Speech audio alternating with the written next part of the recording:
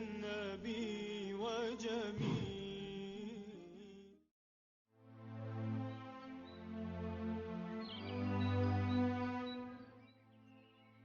الحمد لله رب العالمين، والصلاة والسلام على أشرف المرسلين سيدنا محمد الفاتح لما أغلق والخاتم لما سبق ناصر الحق بالحق والهادي إلى صراطك المستقيم وعلى آله حق قدره ومقداره العظيم. أهلا بحضراتكم مرة تانية مع الحبيب محمد صلى الله عليه وسلم. المرة اللي فاتت اتكلمنا عن إزاي كانت رحمة النبي صلى الله عليه وسلم بتعبر عن حبه للخلق كلهم. النهاردة احنا عاوزين نقول إنه كل مخلوق في هذا الوجود مما يمكن أن نتصوره له نصيب وله حظ من حب النبي صلى الله عليه وسلم ومن رحمته. الرحمة دي قلنا إن هم وجهين لعملة واحدة، اللي عنده حب عنده رحمة، اللي ما عندوش حب يعني ما عندوش قلب ما عندوش رحمة. تعالوا نشوف النهاردة النبي إزاي كان بيحب الحيوانات وإزاي كان بيرحم هذه الحيوانات. الأول خلينا نتكلم عن إن الموقف اللي بينطلق منه النبي صلى الله عليه وسلم في ظني ان الكائنات دي او المخلوقات دي كلها مخلوقة لمين؟ كلها مخلوقة لربنا. فالنبي صلى الله عليه وسلم لما بيتعامل معاها باحترام، لما بيتعامل معاها بإجلال وبيتعامل معاها برحمة وبتقدير، لما بيديها من حبه صلى الله عليه وسلم، فهو بيعمل حاجة يعني لا بتفوت علينا كلنا، بس احنا لازم ناخد بالنا منها كويس قوي. هو بيحب مين في كده؟ هو بيحب ربنا، لانه شايف ان دي صنعة ربنا، فبيتعامل معاها بالاحترام والتقدير والحب، تعبير من قلبه صلى الله عليه وسلم لحبه لله عز وجل. دي الحاجة الاولانية. الحاجة الثانية انه هذا الكون كله بيعمل حاجة، بيسبح بحمد ربه، وإن من شيء إلا يسبح بحمده ولكن لا تفقهون تسبيحهم. احنا مش فاهمين لكن النبي صلى الله عليه وسلم فاهم. احنا مش سامعين لكن هو سامع. علشان كده كان بيطلع من قلبه الحب والرحمة لكل الكائنات، وكان بيوزعها على كل المخلوقات. تعالوا نشوف النبي صلى الله عليه وسلم وأصحابه في أحاديثه وإزاي كان بيتعامل بالرحمة والحب دي مع الناس أو مع الحيوانات.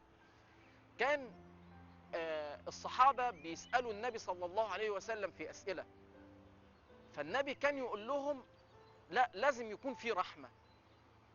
كانوا يعملوا مواقف فيوجههم بالحب، لأن هم يتعاملوا مع هذا الوجود بالحب ويتعاملوا معاه بالرحمة.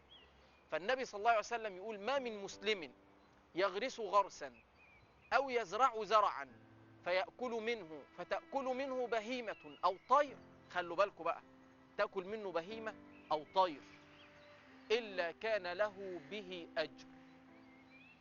الصحابة بيسألوا النبي في حديث آخر يا رسول الله، حتى يعني ألنا في البهائم أجر؟ قال وفي كل كبد رطب أجر. يعني كل كائن حي هتديله معروف أو هتديله حاجة لك فيه أجر.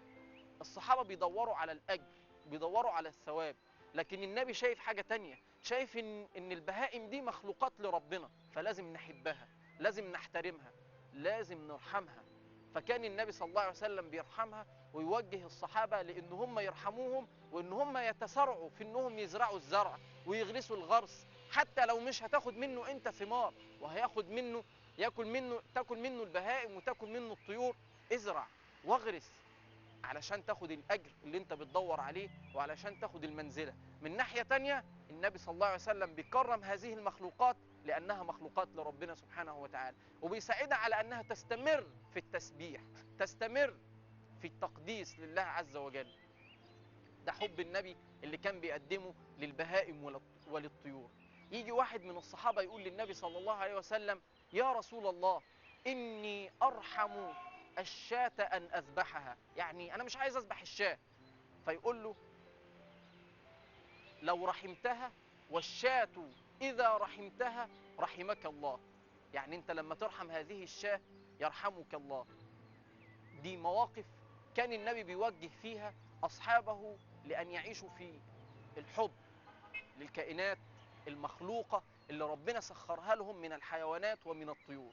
في الحلقة اللي جاية إن شاء الله هنشوف موقفين قدم فيهم النبي صلى الله عليه وسلم سعادة لحيوانين أو حيوان وطائر، إزاي النبي قدم لهم السعادة والحب، وخلى الصحابة يتعاملوا إزاي تاني معاهم بالحب والرحمة. قولوا قولي هذا وأستغفر الله لي ولكم، وصلى الله وسلم وبارك على سيدنا محمد وعلى آله وصحبه وسلم. السلام عليكم ورحمة الله وبركاته. قمر قمر